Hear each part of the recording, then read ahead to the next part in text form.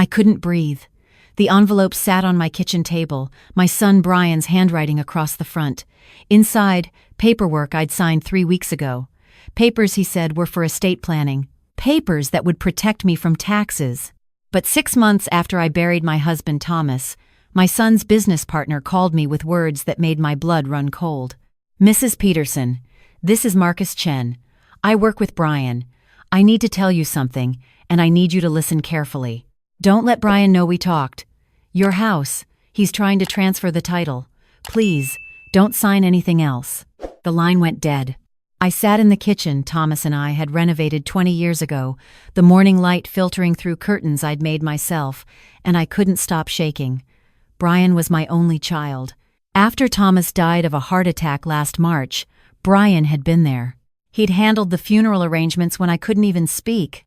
He'd stayed with me for 2 weeks, making sure I ate, making sure I wasn't alone. He wouldn't. He couldn't. But Marcus's voice kept echoing. "Your house. Title transfer." I looked at the papers again. I'm not stupid. I taught high school mathematics for 37 years. I can read. But when you're drowning in grief, when your partner of 42 years is suddenly gone, when the house echoes with memories and silence, you don't think clearly. You trust, especially when it's your son saying, "Mom, let me help you. Let me take care of this." The papers were dense with legal language. I'd skimmed them. Brian had pointed to the signature lines, saying something about creating a trust, about protecting assets, about making sure everything would be easier when the time comes. Those words, "when the time comes." I'd signed because I was tired, because I trusted him, because he was all I had left. My phone rang again. Unknown number. "Mrs. Peterson? My name is Sarah Mitchell. I'm an attorney. Marcus Chen is my client. He asked me to call you. We need to meet. Today, if possible." That's how I found myself 2 hours later in a coffee shop 3 towns over, somewhere Brian would never think to look for me. Sarah was younger than I expected, maybe 40, with sharp eyes and a leather briefcase that looked expensive. "Tell me what's happening," I said. She pulled out a folder. "How well do you know your son's business?" "He's in commercial real estate development. He's been doing well, or so he told me." Sarah's expression was careful. "Mrs. Peterson, your son's company filed for Chapter 11 bankruptcy protection 4 months ago. He owes approximately $2.3 million to various creditors." The coffee shop blurred. Thomas had been so proud when Brian started his own company. We'd helped him with the initial investment, $50,000 from our retirement savings. Brian had promised to pay us back. He never did. But Thomas didn't care. "He's building something," Thomas would say. "He's our son." "There's more," Sarah continued. "Marcus came to me because he discovered Brian has been creative with the company finances. He's been moving money around, creating shell companies. Marcus is trying to extract himself legally before it all comes crashing down. But last week, he overheard Brian on a phone call with someone named Tiffany." "Tiffany?" I'd never heard that name. Brian's girlfriend, apparently. "They were discussing your house. Mrs. Peterson, your home is worth approximately $800,000, no mortgage.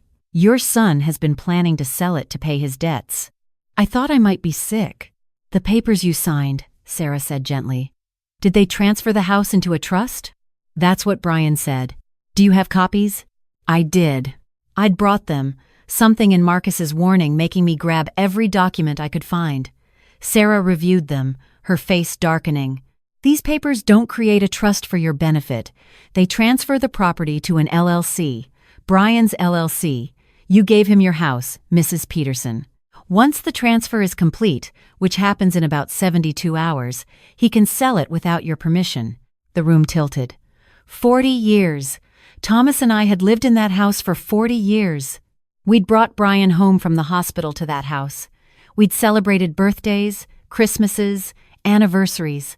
Thomas had died in our bedroom, in my arms, in that house. "Can we stop it?" My voice sounded strange, distant. "Possibly.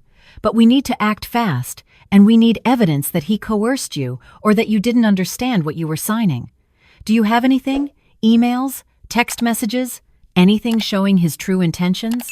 I thought about Brian's visits over the past 6 months, How he'd always been on his phone, how he'd sometimes step out to take calls, how I'd heard him once, voice tense, saying, "I told you, I'm handling it, the house will cover it."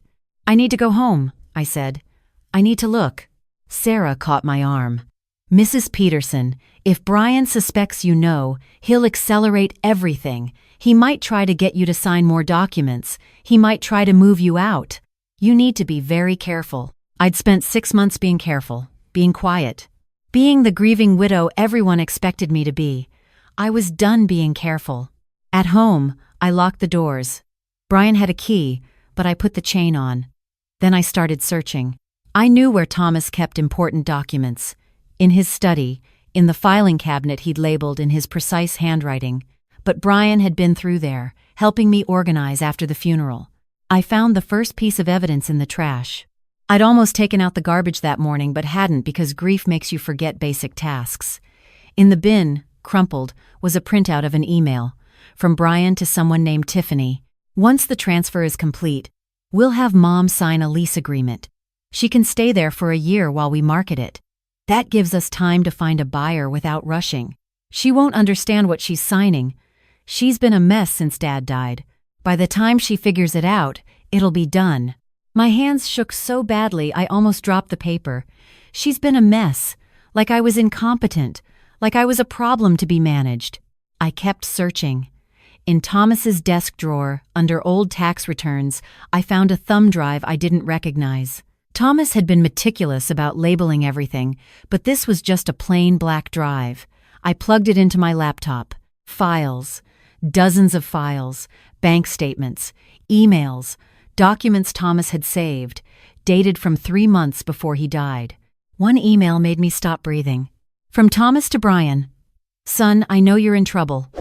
I've known for months. I found the bankruptcy filing. I hired a forensic accountant to look at your company finances. I need you to come clean with me. I need you to tell me the truth. I want to help you, but I won't let you drag your mother into this.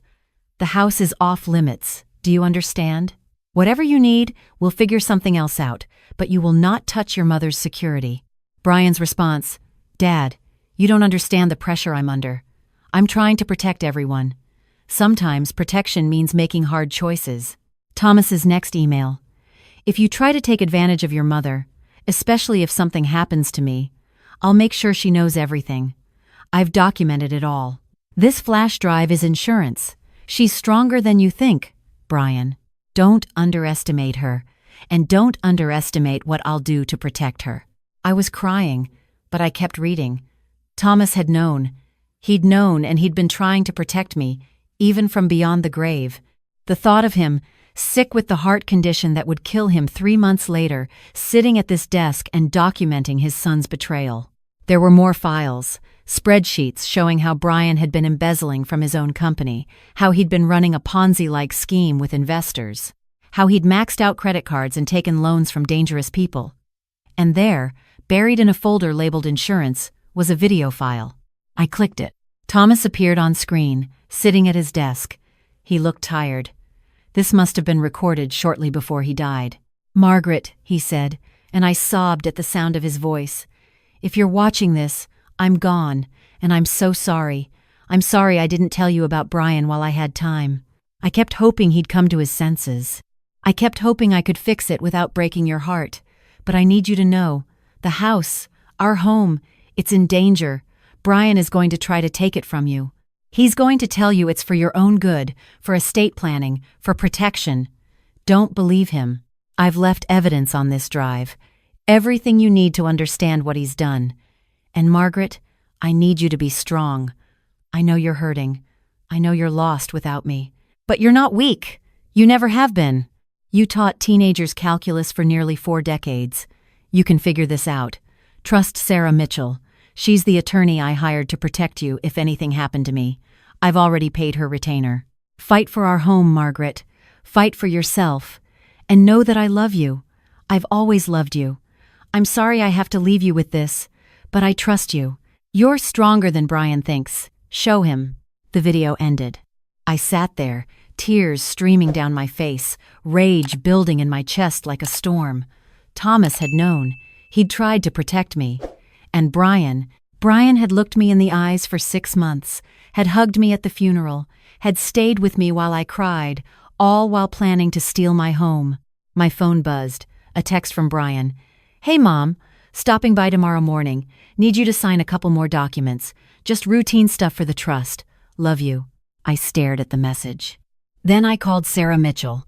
"I found everything," I said. "Thomas left me everything, and I'm ready to fight." The next morning, when Brian knocked on the door, I was ready. I'd stayed up all night with Sarah, going through every document on that flash drive. We'd filed an emergency injunction to stop the property transfer. We'd contacted the police about the embezzlement. We'd prepared a lawsuit. But first, I needed to see my son's face. I opened the door. Brian stood there with his usual smile, his briefcase in hand, looking like the successful businessman he pretended to be. Behind him, a woman I didn't recognize, blonde, younger, expensive clothes. "Mom," Brian said, moving to hug me. I stepped back. "Who's this?" "Oh." He looked uncomfortable. "This is Tiffany, my girlfriend. She's helping with the estate planning." Tiffany extended her hand. I didn't take it. "Come in," I said. They followed me to the living room. Brian started pulling out papers, his voice smooth and practiced. "So these are just a few more signatures we need. Just routine paperwork to finalize the trust structure." "Stop," I said. Brian looked up, surprised. "Mom?" I said, "Stop. Stop lying to me." His face changed. Just for a second, I saw something cold there, something that looked like his father but wasn't. "Mom, I don't know what you—" "I found the flash drive," I said. "The one your father left me. The one with all the evidence of what you've been doing." The color drained from his face. Tiffany stood up, her expression shifting from fake warmth to calculation. "I know about the bankruptcy," I continued, my voice steady even though I was shaking inside. "I know about the embezzlement. I know you've been planning to steal my house to pay your debts. I know everything." Brian's mouth opened and closed. Then he tried a different tactic. "Mom, you don't understand. I'm in trouble. Real trouble. These people I owe money to, they're not nice people. I need help. You're my mother." "I am your mother," I said.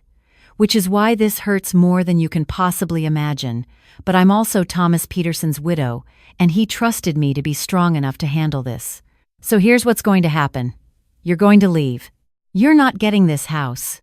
The property transfer has been stopped. You're going to face the consequences of what you've done." "Mom, please," Brian's voice cracked, and for a moment, I saw the boy I'd raised, the boy who'd cried when his first goldfish died, the boy who'd called me from college when he was homesick. But that boy was gone. Or maybe he'd never existed the way I'd wanted him to. "There are detectives waiting outside," I said quietly. "They have questions about your company finances. Sarah Mitchell, Dad's attorney, my attorney now, has filed all the necessary paperwork. You need to go with them." Tiffany was already moving toward the door, clearly planning to disappear. "Not you," I said to her. "You're included in this. Marcus Chen provided statements about your involvement." The next few hours were chaos. Police, questions.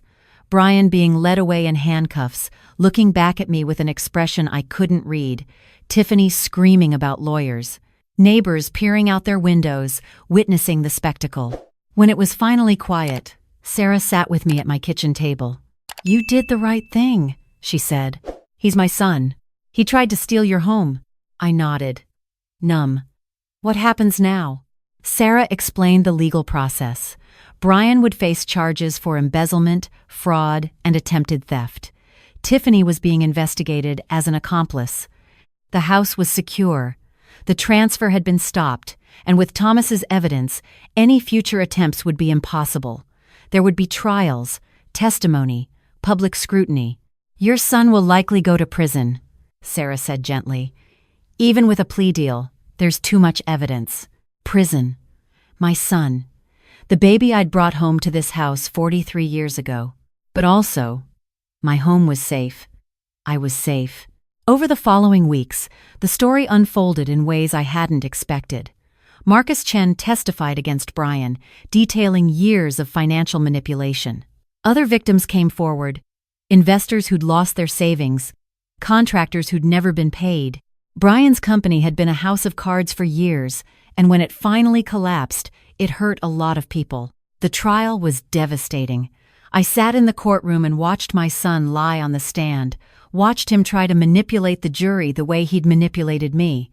But the evidence was overwhelming. Thomas had been thorough. The prosecutor asked me to testify. I almost said no, but then I thought about what Thomas had said in that video. "You're stronger than Brian thinks. Show him." So I testified. I told the jury about the months after Thomas died, about the grief that made me stupid, made me vulnerable, about trusting my son because what mother wouldn't, about the papers I'd signed because I was drowning, and he threw me what looked like a life raft, but was actually an anchor. I told them about finding the flash drive, about Thomas's video, about my husband working to protect me even when he knew he was dying. When I finished, the courtroom was silent. Brian wouldn't look at me. The jury deliberated for 3 hours, guilty on all counts. Brian got 8 years. Tiffany got 3. The house they'd been planning to sell was used to partially compensate Brian's victims, though it would never cover all the damage. That was 11 months ago. Now I'm 66 years old. I still live in the house Thomas and I built our life in, but I live differently. I joined a support group for elder financial abuse survivors. I volunteer with a legal aid clinic, helping other people recognize the warning signs I missed. I speak at senior centers about protecting yourself, even from family, especially from family. Sometimes people ask if I talk to Brian. He writes letters from prison, long letters full of apologies and excuses and promises to change. I've responded to exactly one. A brief note explaining that I hope he finds peace, but our relationship as we knew it is over. Maybe someday we can build something new. But not today. Maybe not ever. The grief is still there. I grieve for Thomas every day. But I also grieve for the son I thought I had, for the man he could have been if he'd made different choices. And yet, I'm not broken. Thomas knew I wouldn't be. On hard days, I watch that video he left me. I hear him say, "You're stronger than Brian thinks," and he was right. I am stronger. This house, these walls that have held 40 years of memories, 40 Christmases, 40 summers, 40 years of love and life, they're still mine. No one took that from me. No one ever will. If you're listening to this and you're going through something similar, if someone you trust is asking you to sign papers you don't fully understand, if something feels wrong but you're not sure, trust that feeling. Ask questions. Get a second opinion. Protect yourself, even if it means protecting yourself from people you love. Your trust isn't weakness, but being strategic about who deserves that trust isn't paranoia, it's wisdom. Thomas left me one more thing on that flash drive, a folder labeled "For After." Inside was a single document. It said, "Margaret, you found the truth. You protected our home. You did what I knew you could do.